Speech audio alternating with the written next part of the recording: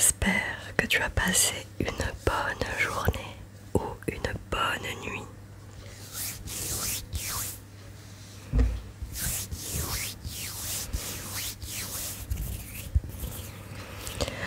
Avant de commencer la vidéo, je voulais vous remercier, je voulais te remercier pour tous les abonnements, les nouveaux venus, les commentaires,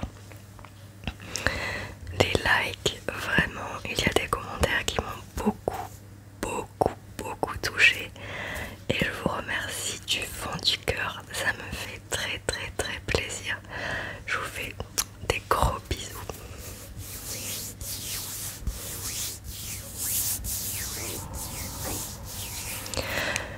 Comme on me l'a suggéré dans les commentaires, j'ai tenté d'enlever la bonnette. J'espère que ce sera encore mieux. J'espère que le son sera encore mieux. Et j'espère que tu pourras profiter encore plus.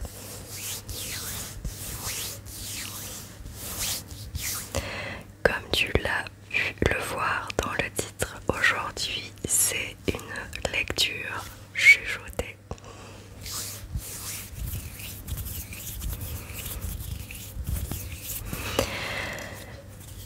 Et le thème du jour va être, bon, tu l'as déjà lu, mais bref, le thème du jour est les étoiles.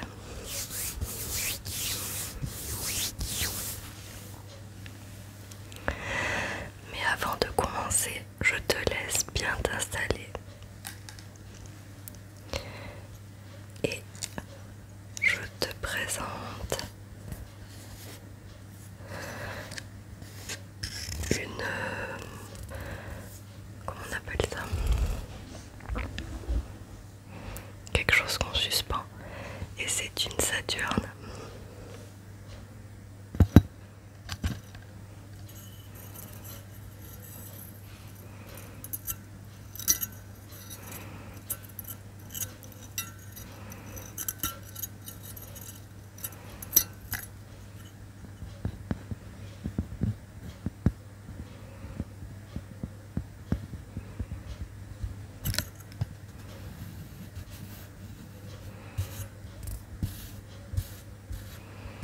Comme ça on se met bien dans l'ambiance et on commence à voyager.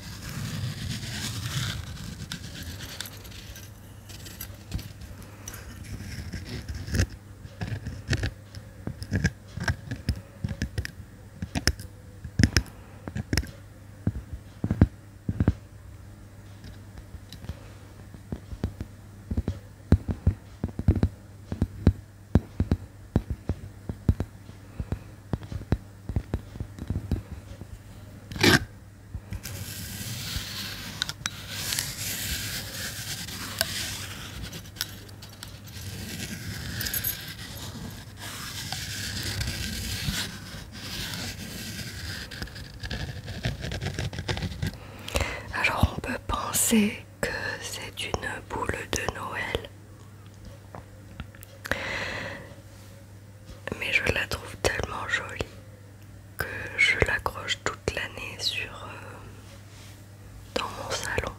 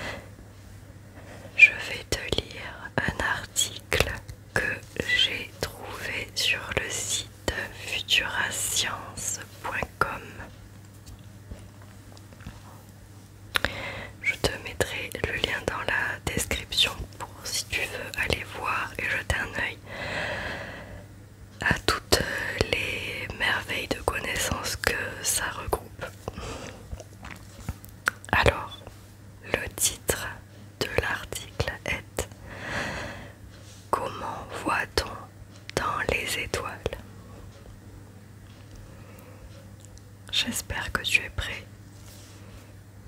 C'est parti. Bon voyage. Contrairement aux apparences, toutes les étoiles qui piquent un beau ciel nocturne ne se ressemblent pas. Les étoiles forment une grande famille constituée d'éléments aux caractéristiques très variables d'un cas à l'autre.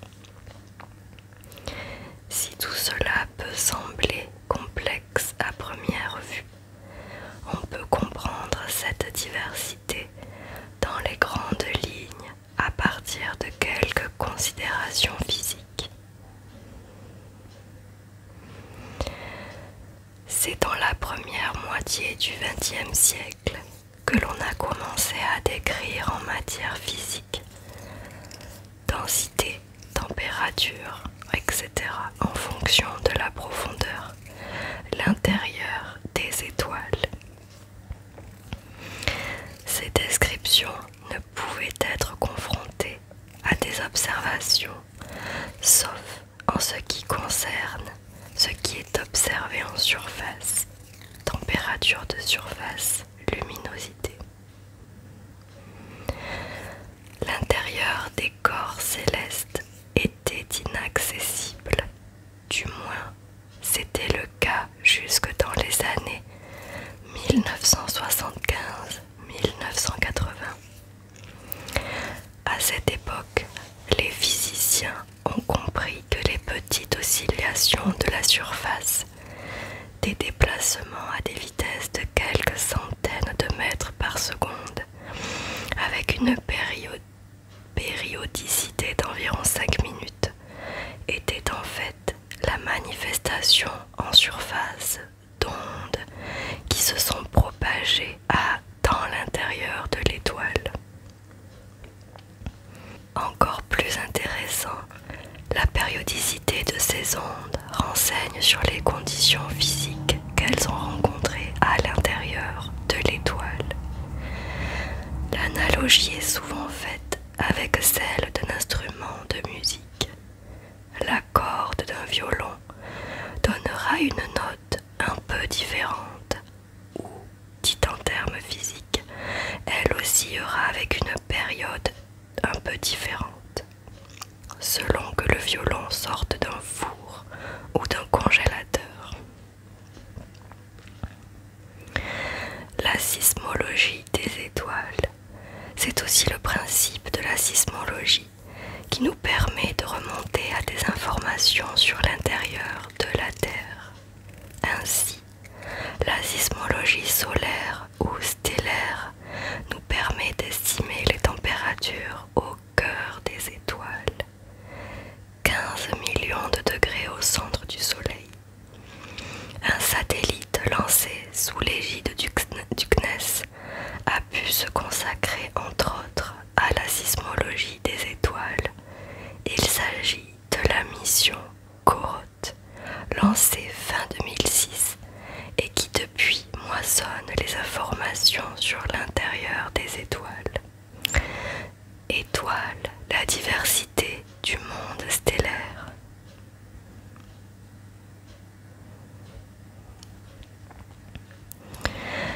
Que sont les étoiles que l'on observe sur la voûte céleste?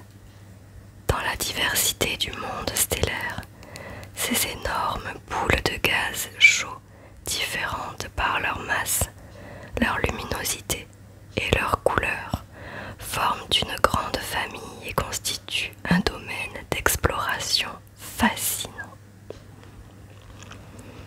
Pour les astronomes aguerris ou en herbe, les astrophysiciens et tous les observateurs du ciel, les étoiles constituent un domaine d'exploration fascinant. Notre Soleil est l'étoile la plus proche de la Terre. Plus lumineux que les autres étoiles, dont celle qui scintille dans le noir.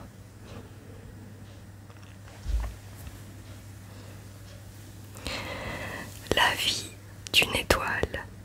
Comment évolue une étoile tout au long de son existence? Quel est son cycle de vie? Comment meurt une étoile?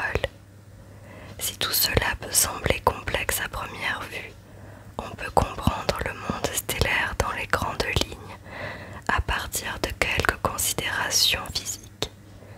Nous verrons que l'âge et la masse permettent de comprendre l'apparence des étoiles et leur diversité.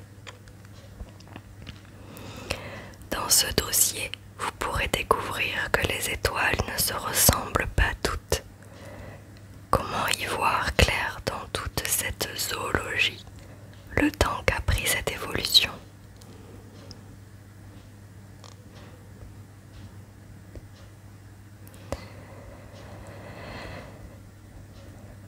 Toutes les étoiles ne se ressemblent pas. Quand on observe les étoiles avec les moyens modernes, on se trouve face à toute une variété d'étoiles, des petites, des plus grosses, des bleues, des rouges, des blanches ou des jaunes comme notre Soleil. On parlera ainsi de naines blanches ou de géantes rouges. Essayons déjà de nous faire une idée de ce que représentent ces termes. Commençons par la taille. Nous prendrons comme référence notre bon vieux Soleil. D'abord parce qu'il nous réchauffe de ses rayons, et aussi parce que le Soleil est une étoile, somme toute, assez banale, assez moyenne. La taille du Soleil comme référence. Donc, pour parler de la taille d'une étoile, nous l'exprimerons en fonction de celle du Soleil, plus précisément de son rayon RO, qui vaut en unité humaine 700 000 km. Une étoile géante peut atteindre des tailles de l'ordre de plusieurs dizaines de rayons solaires, jusqu'à même plusieurs centaines de rayons pour les plus grosses. Antares, une supergéante, atteint 700 fois le diamètre du Soleil. A l'inverse, les étoiles de la famille du Soleil auront des tailles comparables d'une fraction de RO à quelques RO. Les naines blanches, un cas spécial sur lequel nous reviendrons, sont, elles, très petites, typiquement 100 fois plus petites que le Soleil. Pour ce qui est de la couleur, celle-ci est en fait une traduction de la température de surface. La couleur des étoiles, des différences de température principalement.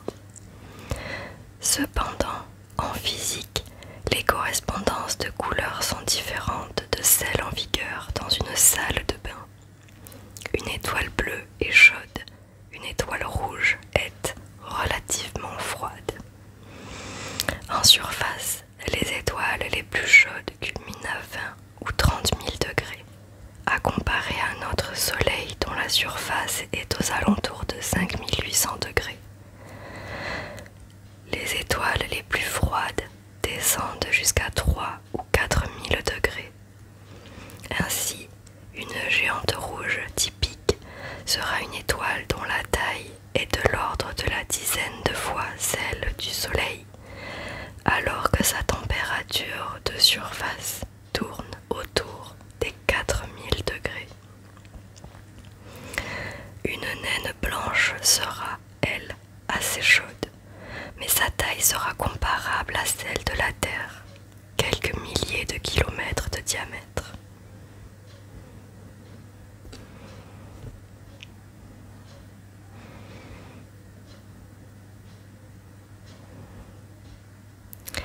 Évolution et mort des étoiles. Quels renseignements pouvons-nous tirer de cette classification, hormis le rapport avec la taille et la température de surface?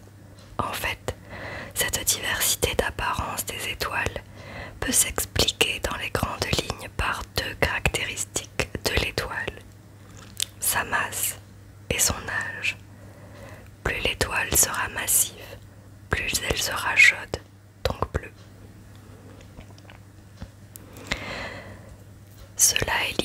source d'énergie des étoiles, la fusion nucléaire, qui est au cœur de l'étoile, transforme 4 atomes d'hydrogène en un d'hélium, en dégageant au passage une grande quantité d'énergie.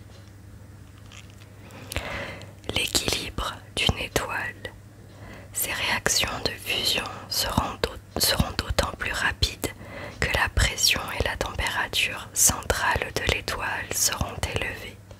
Or, plus l'étoile est massive, plus le cœur est comprimé par toute la masse de l'étoile qui tend à se concentrer au centre sous l'effet de sa propre attraction gravitationnelle. Pour contrer cette attraction gravitationnelle, la pression augmente. Un équilibre se met en place entre pression et gravité. Équilibre qui va fixer, en première approximation, la taille de l'étoile. Si la pression augmente, la température aussi. À vérifier avec une pompe à vélo par exemple. Ainsi que la production d'énergie, qui en retour apporte encore plus de chaleur à l'étoile. Voilà de manière simplifiée qui explique les couleurs des étoiles selon leur masse. Cependant, pour une même masse initiale, une étoile pourra être de taille variable au cours de son évolution. Dans toute étoile arrive un moment où le carburant, l'hydrogène, vient à manquer. Il s'est transformé en hélium. Il s'ensuit une profonde transformation de l'étoile. La combustion nucléaire au centre de l'étoile s'arrête, faute de carburant, mais elle s'allume dans des couches moins profondes, devenues suffisamment chaudes. La mort d'une étoile. L'étoile va alors gonfler démesurément et atteindre le stade de géante rouge, car lors de cette expansion, la température de surface diminue. Plusieurs cas se présenteront alors, selon la masse initiale de l'étoile. Peu massive, l'étoile finira par éjecter ses couches externes, laissant à nu le cœur de l'étoile encore chaud. On aura affaire à une naine blanche. D'autres étoiles plus massives vont allumer d'autres réacteurs de fusion nucléaire en leur centre. L'hélium se transformera en carbone, azote, oxygène, puis des éléments encore plus complexes, silicium, fer, etc. Ces réactions apporteront de l'énergie à l'étoile pendant une période assez courte en regard de la période où elle tirait son énergie de l'hydrogène. Pour des étoiles pas trop massives, cela procure un sursis avant l'arrêt définitif des réactions nucléaires et une contraction, puis un refroidissement inéluctable passant par l'étape naine blanche. Dans le cas d'étoiles suffisamment massives, l'étoile finira par imploser sous l'effet de sa propre gravité et donne lieu à une supernova, phénomène parmi les plus spectaculaires de l'univers. Faute d'énergie pour s'opposer à l'écrasement par sa propre masse, il en résultera une étoile à neutrons, pulsar ou un trou noir, cadavre stellaire comme les naines blanches qui d'ailleurs noirciront en se refroidissant au cours du temps. Ce sont donc ces étoiles massives qui finissent par exploser en répandant dans le milieu interstellaire des atomes d'oxygène, de carbone et d'autres éléments qui formeront ensuite des planètes autour d'étoiles nouvellement créées. Ainsi, notre Terre et nous-mêmes sommes des poussières d'étoiles, comme l'on dit souvent, a breeze et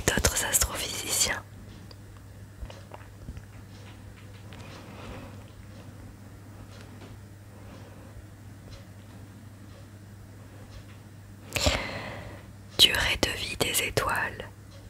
Si l'on s'intéresse à la durée de vie des étoiles, un paramètre le détermine principalement. Une fois de plus, c'est la masse. Mais c'est aussi l'origine d'un paradoxe. Plus une étoile est massive, plus courte sera sa durée de vie. La vie d'une étoile dépend de sa masse.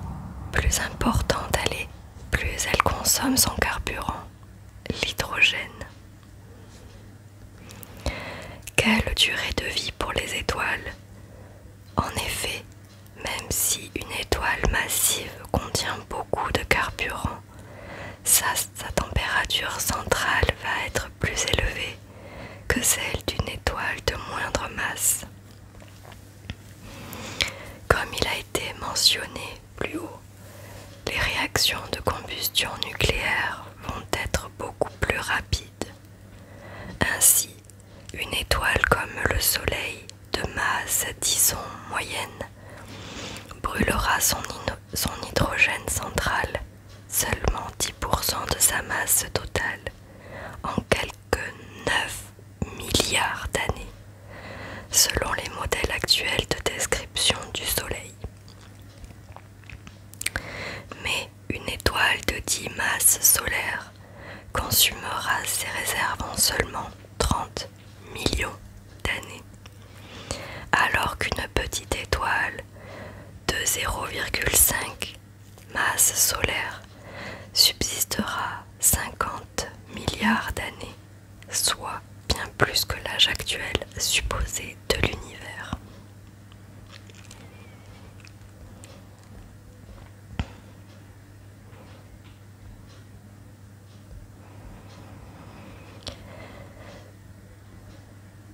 À l'intérieur du Soleil, du cœur du Soleil, étoile de type naine jaune dans notre système, provient toute l'énergie solaire.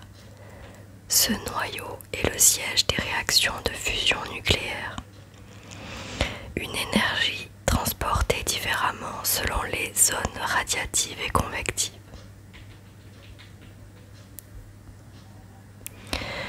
Comment fonctionne la chaudière solaire? C'est donc au cœur de l'étoile, concentrée dans une région entre le centre et 0,2 fois le rayon de l'étoile, qu'ont lieu les réactions de fusion nucléaire. Mais il faut ensuite évacuer l'énorme quantité d'énergie créée. C'est d'abord sous forme de rayonnement, de lumière, que cette énergie est transportée, comme elle est transportée de la surface du Soleil jusqu'à nous. Cependant, avant d'atteindre la surface vers 0,7 rayons, le gaz qui compose le Soleil devient de plus en plus opaque et il ne laisse plus passer la lumière en provenance des profondeurs.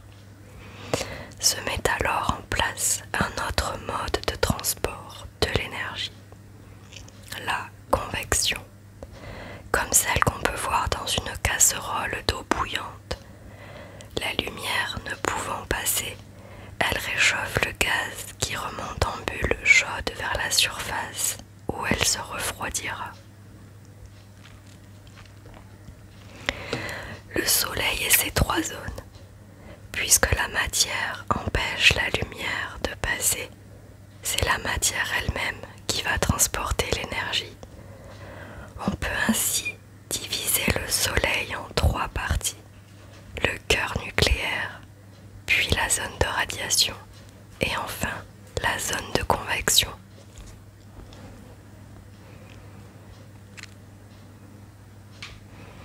Voilà, j'espère que cette lecture t'aura détendu déjà et ensuite apporté beaucoup de connaissances et de réponses peut-être.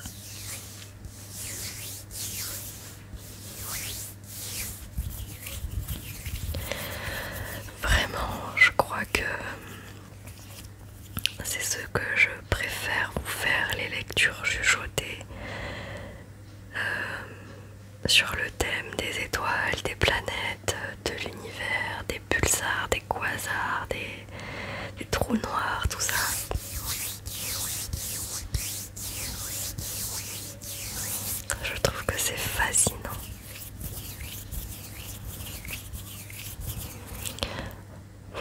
Je te fais de gros bisous.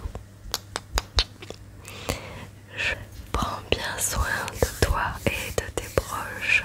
Je te retrouve très très très vite dans une prochaine